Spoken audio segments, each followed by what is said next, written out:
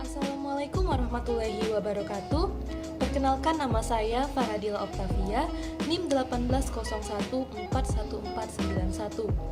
Nah, di dalam video kali ini, di sini saya akan membahas mengenai globalisasi, contohnya di kehidupan sehari-hari, serta dari dampak adanya globalisasi ini untuk lingkungan sekitar kita.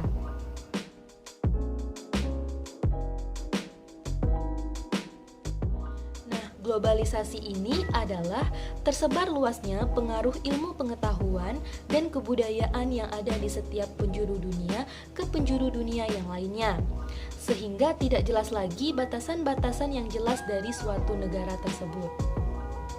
Menurut Selo Sumarjan, globalisasi ini adalah terbentuknya sebuah komunikasi dan organisasi di antara masyarakat yang satu dengan masyarakat yang lainnya, yang berbeda di seluruh dunia, yang memiliki tujuan yang sama untuk mengikuti kaidah-kaidah baru yang sama.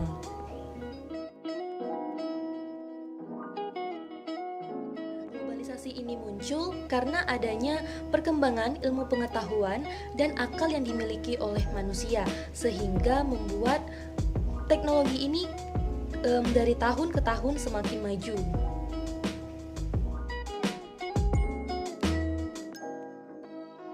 Contoh dari globalisasi ini adalah adanya penemuan alat komunikasi, contohnya seperti handphone.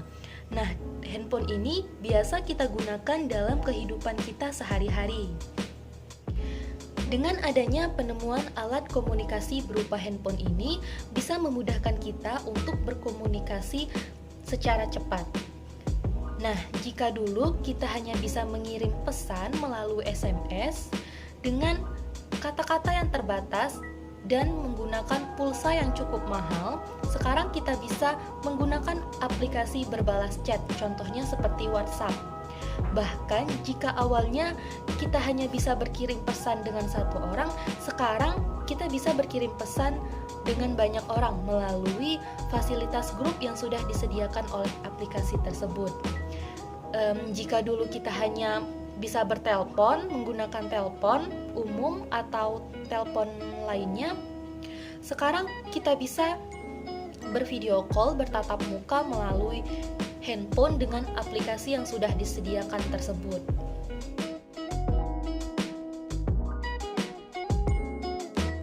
Berbicara mengenai dampak adanya globalisasi ini, pasti ada dampak positif dan dampak negatifnya. Nah, dampak positif dari adanya globalisasi ini khususnya di bidang teknologi, yang pertama, mempermudah kita dalam berkomunikasi. Lalu yang kedua, menambah pengetahuan tentang perkembangan teknologi. Dan yang ketiga, memperluas jaringan persahabatan.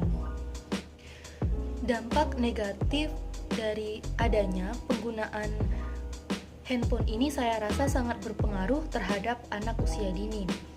Seperti kebanyakan yang sudah kita lihat, anak-anak usia dini sudah banyak yang menggunakan handphone dengan saya rasa dengan handphone yang canggih-canggih semua. Nah, ini sangat berdampak negatif terhadap anak-anak tersebut. Contoh dari penggunaan handphone ini secara berlebihan adalah sebagai berikut.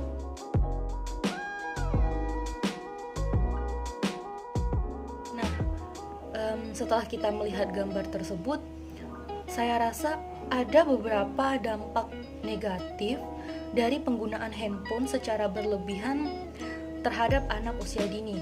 Yang pertama itu ada mengganggu perkembangan anak.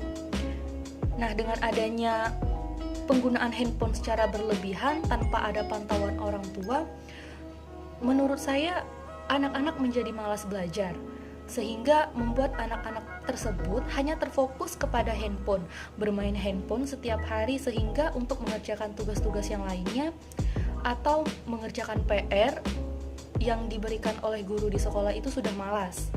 Lalu yang kedua, bagi kesehatan itu ada efek radiasi. Nah, efek radiasi ini sangat berpengaruh terhadap anak-anak usia dini. penggunaan handphone ini juga berakibat buruk terhadap kesehatan anak-anak. Ada baiknya anak-anak lebih berhati-hati dan bijaksana dalam menggunakan handphone tersebut.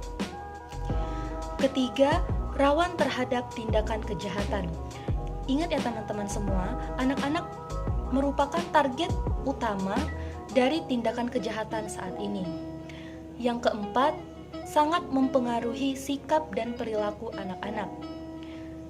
Seperti yang sudah saya jelaskan di poin pertama tadi, anak-anak menjadi malas. Lalu seperti baru-baru ini saya melihat salah satu berita di akun sosial media, terdapat anak-anak sekolah dasar kelas 6 SD melakukan tindak pidana berupa pencurian.